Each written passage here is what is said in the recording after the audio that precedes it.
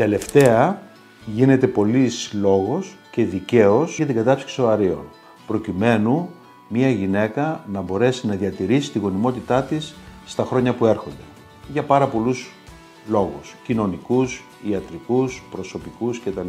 Θα πρέπει να καταψυχθεί ένας μεγάλος αριθμός οαρίων για να υπάρξει επιτυχία στο μέλλον.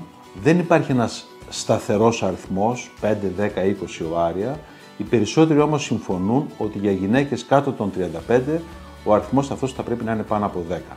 Γι' αυτό η σύσταση είναι έγκαιρα να γίνεται η κατάψυξη των οαρίων σε νεαρές ηλικίες. Εάν μια γυναίκα κάνει κατάψυξη μετά τα 35, εκεί αντιμετωπίζουμε ένα πρόβλημα μείωσης και της ποιότητας και του αριθμού των οαρίων. Αναγκαστικά, για να αντισταθμίσουμε αυτό το πρόβλημα, θα πρέπει να αυξήσουμε πολύ όμως τον αριθμό των οαρίων που θα καταψύξουμε. 20 και περισσότερα ίσως οάρια.